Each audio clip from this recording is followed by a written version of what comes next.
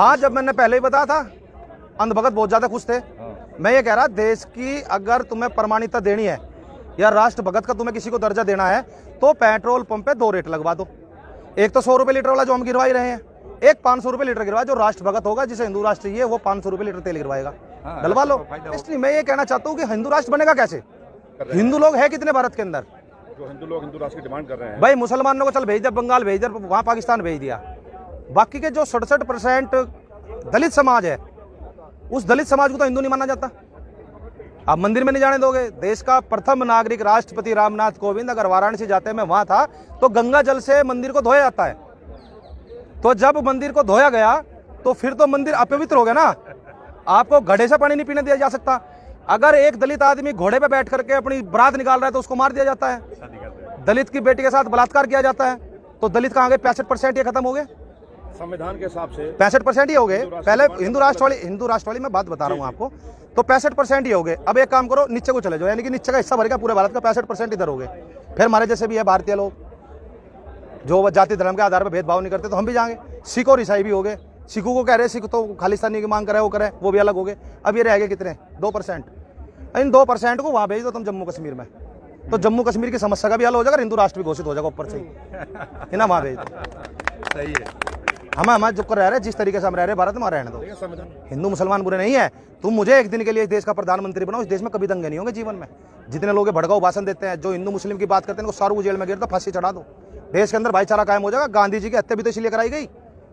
जब देश का बंटवारा हुआ था, पाकिस्तान अलग बन गया था, खून खराब हो गया था, उसके बाद गांधी जी पाकिस्तान जाना चाह रहे थे।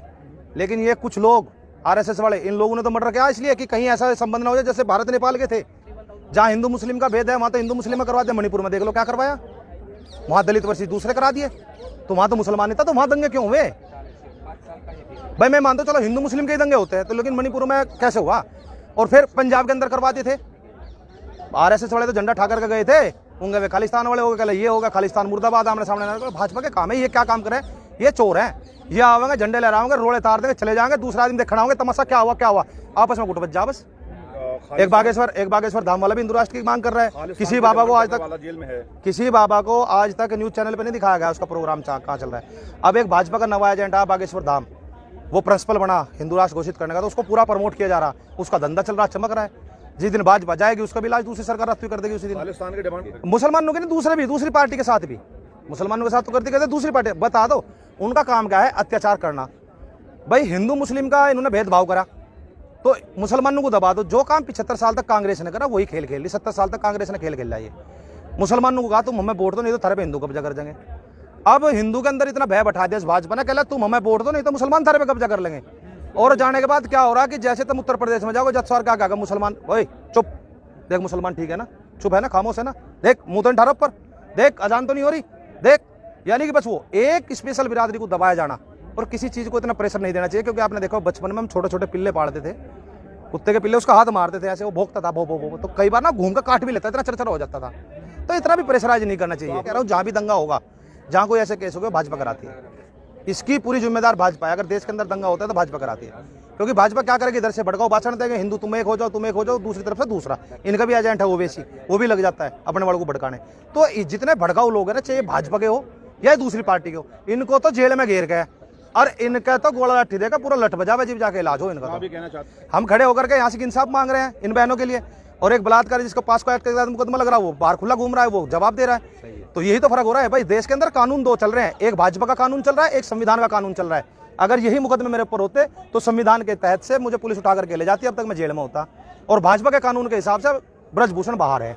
आज फेडरेशन जाता। हाँ, ये मुस्लिम होता भी चल जाता। तो यहाँ पर बुलडोजर का डीजल खत्म हो गया, टायर फट गया। मुझे नहीं पता क्या हुआ, वो तो तुम बताओ, वो सवाल तुम करियो जाके। पर मुझे तो नहीं पता, अगर ये ब्रजभूषण दूसरी पार्टी का होता है, मुसलमान होता, तो इसका कब गया बुलडोजर फिर जाता। ये जो उसने कहा था ब्रजभूषण ने कि जब मैं कोई सवाल करूंगा तो सैलाब आ जाएगा, तो उसमें से क्या हुआ कि कुछ सबूत निकाल लिए इन्होंने पकड़ करके। जो बड़े बड़े ऊपर के थे ना, भीष्म के और उसके धृतराष्ट्र के और दुर्योधन के, जो ऊपर के राज थे वे तो इकट्ठे कर लिए गए। अब दुशासन के राज रह रहे हैं, बस थोड़े बहुत रह रहे हैं, उसे भी कर लेंगे। बल्कि मुझे ऐसा लग रहा है कहीं एनकाउंटर पेनकाउंटर भी ना करवाते सबूत के चक्कर में। अभी सबूत निकाले, पुलिस को अगर भेजा जा रहा तो पुलिस को ये कहा जा रहा है इसमें सबूत क्या है भी लेके आओ। तो रो लगा दी उसके वहां। ब्रजभूषण बीजेपी हरासमेंट के केस है, केस है। कोई बात नहीं है। जिन 7 बेटियों के बयान हो रहे 164 के तहत, तो बयान के तहत हमारी सरकारें क्या मांगती है? सबूत मांगती है, सबूत देंगे ना। अब कोई मुंह से पकड़ने से थोड़ा ही। अब मान लिया किसी लड़की को सामने लाकर खड़ी कर दे तो अभी क्या करेगा? इतना बाहुबली है तो अभी मरवा देगा उसको। कितनी देर लगती है? हमारे देश में बेटियां सुरक्षित नहीं है। मतलब कहीं ना कहीं डर भी है आप लोगों को। डर है, और ऐसे थोड़ा यार इतने बाहुबली आदमी। आप एक बात बताओ, जोन से इतने बड़े बड़े नेता वो जेल में गिरते जो भाजपा के विरोध। देख भाजपा का क्या काम है, या तो आप हमारी तरफ आ जाओ, देशभक्त बन जाओ, नहीं तो ईडी वीडी लगा के जेल में भेज देंगे। अब दिल्ली के उप मुख्यमंत्री को भेज रखा है, दूसरों को भेज रखा है, दूसरी जगह जहाँ सरकारी नको गिरानी होती है वहां भी यही काम करते हैं उसी तरीके के। हाँ, ये बात पक्की है। आरएसएस को चाहिए हिंदू राष्ट्र, बाकी को तो औरों को तो बेचारों को गुमराह कर रखा। और देश की जनता गुमराह कैसे हो रही? एक औरत ने कह दिया कि गणेश जी चम्मच से दूध पी रहे हैं पत्थर, तो पूरा देश पियाने लग गया।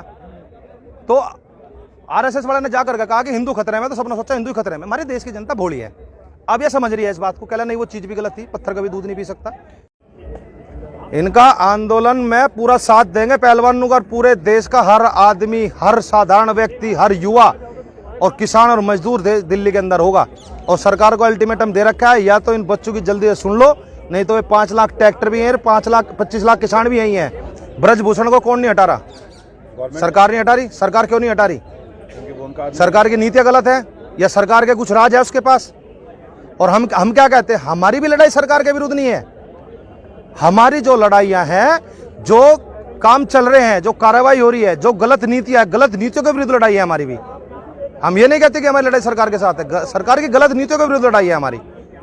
अब हमारे साथ बताइए, अब 2021 में इन्होंने किसान आंदोलन को हमें कह करके भेज दिया यहाँ से कि भाई आप लोगों को हम एमएसपी पे कानून बना करके देंगे, बिल वापसी ले लिए। तो आज तक क्यों नहीं बने हुए? देश के जो नौजवान थे उन्हें कहा 2 करोड़ रोजगार देंगे, कहाँ है वे रोजगार? 15 लाख रुपए तुम्हें भी कहे होंगे, मुझे तो देने का नहीं वो आदमी। तो वे 15 लाख रुपए कहाँ हैं? तो यही तो कह रहा है कि देश का प्रधानमंत्री झूठा है। चुनाव तो जब जीते हैं ना झूठ के जुमले पे, और झूठ का प्रमाण है मेरे पास। देश का प्रधानमंत्री झूठा कैसे है? वो झूठा ऐसे है क्योंकि देश का गृह मंत्री बैठ कर कहता है 15 लाख वाला जुमला था। तो गृह मंत्री खुद कह रहा है कि देश का प्रधानमंत्री झूठ बोल रहा है उससे वोट लेने के लिए। 24 के इलेक्शन में आप बीजेपी को सपोर्ट करेंगे? नहीं, बिल्कुल भी नहीं करने के। क्या मतलब? क्या मतलब? जितना कर दिया 2014 में एक बार सपोर्ट कर दिया था, एक बार वोट दे दी थी, और एक बार वोट देने के बाद इस सरकार ने मुझसे मेरी अभिव्यक्ति की आजादी छीन ली। आगे जीवन में कभी गलती नहीं करूंगा और अपने पुरखों को भी कह के जाऊंगा जो कर बुड्ढे कहते अगर भाजपा व्यापारियों की सरकार है, कथन सत्य करता, कथनीर करनी सेम होगी नहीं। ये व्यापारियों की सरकार हो गई, ये अडानी और अंबानी की सरकार है बस। देखिए अब कांग्रेस समझदार हो गई है और बाकी दल भी समझदार हो गए। पहले क्या था? भाजपा का काम क्या था? फूट डालो, राज करो, बहुत सारी पार्टियां खड़ी कर दो। अब कर्नाटक में चुनाव कैसे आ रहे? कर्नाटक में चुनाव हारने का मतलब यह है कि आज पहले भाजपा सफेद मोरों से खेल रही थी, डिवाइड एंड रूल करके। अब कांग्रेस सफेद मोरों से खेल रही है, इससे पहले चाल चल रही है। उसने मुद्दों पे बात उठाई। दूसरा काम क्या करा उसने? कहीं भी जितनी सीटें जीती आप इतिहास उठा करके देख लेना, वहां पर तिकोणिया मुकाबला नहीं हुआ। जहां पे तिकोणिया मुकाबला होगा, 3 कैंडिडेट मेरे जैसे 3 पहलवान बराबर के खड़े होंगे वोट लेने में, वहां भाजपा सीट निकाल लेगी। तो कांग्रेस ने कैसे भी करके करा, आमने सामने की टक्कर करा। भाई आमने सामने की टक्कर में भाजपा कभी पास नहीं होने की, भाजपा फेल होगी, वहीं हारेगी। और वही नीति 2024 में चलाई जाएगी। सब सरकारों का सब बटा करके गठबंधन करवाया जाएगा और उसी तरीके से लड़ा जाएगा चुनाव।